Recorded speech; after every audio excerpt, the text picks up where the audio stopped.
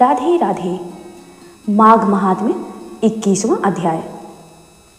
ब्राह्मण वेद निधि को उनके पुत्र और गंधर्व कन्याओं की मुक्ति का उपाय बतलाते हुए महर्षि लोमस ने कहा, वेद निधि, यदि पिशाच योनि को प्राप्त गंधर्व बालाएं तथा आग्नेय मेरे साथ प्रयागराज चलकर विधि पूर्वक माघ मास का स्नान करें, तब माघ मास के अंत में इन्हें अवश्य ही मुक्ति प्राप्त हो जाएगी।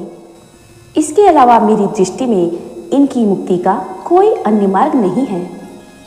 पाप तथा साप की शांति माघ मास में तीर्थ पर जाकर स्नान करने से ही होती है।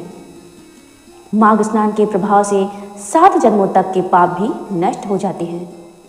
विभिन्न नदियों और तीर्थों में स्नान का महात्म्य बतलाते हुए महर्षि लोमस ने कहा, हे विप्रवर, सरयू, गंडकी, चंद्रभावर, महानदी, स्वर्गभद्रा, कृष्णा, कावेरी, सरस्वती, ताप्ती, गोदावरी, पयोष्णी, कृष्णवेणिका तथा तुंगभद्रा इत्यादि महानदियों में माघ मास स्नान करने से स्वर्गलोक प्राप्त होता है।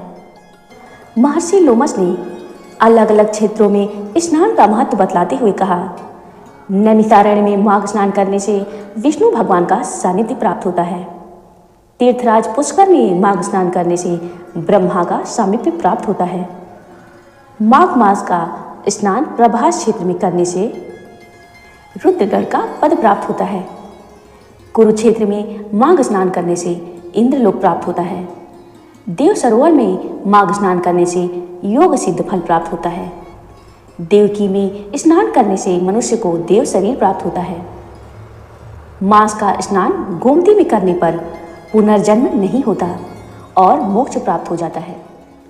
महाकाल, ओमकारेश्वर, अमरेश्वर, नीलकंठ, अबुर्ध तथा हेमकूट में स्नान करने से ऐश्वर्य सहित रुद्रलोक प्राप्त होता है। प्रयाग में तो माघ मास में मात्र 3 दिन स्नान करने पर महापापी भी मुक्ति पा जाते हैं तथा देवलोक में देवताओं के समान सभी सुख प्राप्त करते हैं। महर्षि लोमस ने कहा, वेदनिधि, एक समय ब्रह्मा जी ने समस्त तीर्थों, व्रतों, दानों, तपों एवं यज्ञों को एक पलड़े में तथा प्रयागराज के माघ स्नान फल को दूसरे पलड़े में रखकर तोला था। तब माघ स्नान का पलड़ा ही भारी रहा, अतएव इसे सर्वाधिक फलदायी जाना चाहिए। इसके विषय में मुझे एक छोटा सा आख्यान याद आ रहा है, वह मैं तुम्हें सुनाता हूँ, इसे ध्यानपूर्वक सुनो। महर्षि लोमस बोले, यह अत्यंत प्राचीन वृत्तांत है। अवंती काल में वीरसेन नामक एक धर्मात्मा राजा राज्य करता था। उसने नर्मदा नदी के तट पर राजस्व यज्ञ किया था। उसने 16 अश्वमेध यज्ञ भी किए थे तथा इन यज्ञों में उसने अतिथियों तथा अभ्यागतों को स्वर्ण एवं आभूषणों का अवर्णनीय दान दिया था।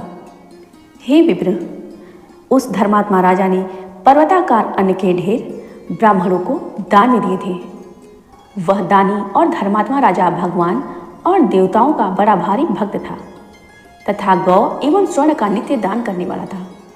राजा वीरसेन के राज्य में ही भद्रक नाम का ब्राह्मण भी रहता था। वह मूर्ख तथा हीन कुलोत्पन्न और अधर्मी था। अज्ञानी होने के कारण वह कृषि कार्य करके अपना भरण पोषण करता था, परंतु वह यह कार्य भी अधिक दिनों तक नहीं कर सका। तब उसके निष्क्रिय और धन रहित आचरण से क्षुब्ध होकर परिवारजनों ने उसे घर से निष्कासित कर दिया। तब वह ब्राह्मण क्षुधा तथा कष्ट से व्यथित होकर इधर उधर भटकने लगा। हे विप्रवर, एक दिन तीर्थयात्रियों का एक दल स्नान के लिए श्री प्रयागराज जा रहा था। भद्रक भी उनके साथ हो लिया। वह मार्ग में हरि कीर्तन तथा हरि कथा सुनता हुआ उन तीर्थयात्रियों के साथ ही प्रयागराज जा पहुंचा। वहां पहुंचकर भद्रक ने माघ की एकादशी से लेकर लगातार 3 दिनों तक नियम एवं निष्ठापूर्वक माघ स्नान किया।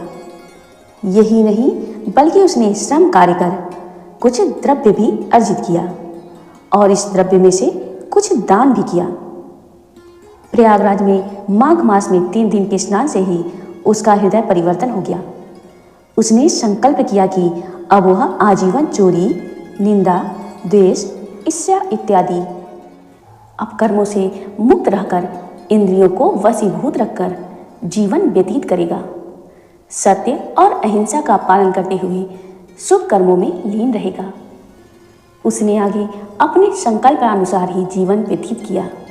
उसने भिक्षावृत्ति तथा दान इत्यादि लेने को त्याग कर कठिन श्रम करके जीवन व्यतीत करते हुए परोपकारी जीवन बिताया। अपनी परोपकारी वृत्ति तथा ईश्वर भक्ति के कारण भद्रक संपूर्ण प्रांत में लोकप्रियता तथा श्रेष्ठ सम्मान को प्राप्त करता गया। उसने खूब धन ऐश्वर्य तथा यश प्राप्त किया। पृथ्वी पर लंबा और ऐश्वर्यपूर्ण जीवन बिताने के पश्चात देवयोग से राजा वीरसेन तथा भद्रक की एक ही समय में मृत्यु हो गई। दोनों को ही अपने सत्कर्मों से स्वर्ग प्राप्त हुआ। महर्षि लोमश ने कहा, मैंने स्वर्ग में जाकर उनकी स्थिति को स्वयं देखा है। वे आज भी स्वर्ग में निवास करते हुए दिव्य सुख भोग रहे हैं।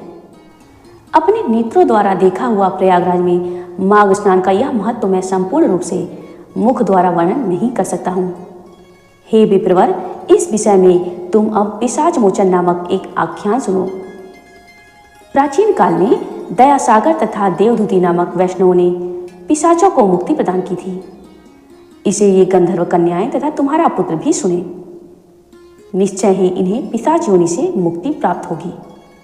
जय श्री कृष्ण। आगे की कथा के महात्म्य को सुनने के लिए मेरे चैनल को लाइक व सब्सक्राइब करना न भूलें। धन्यवाद।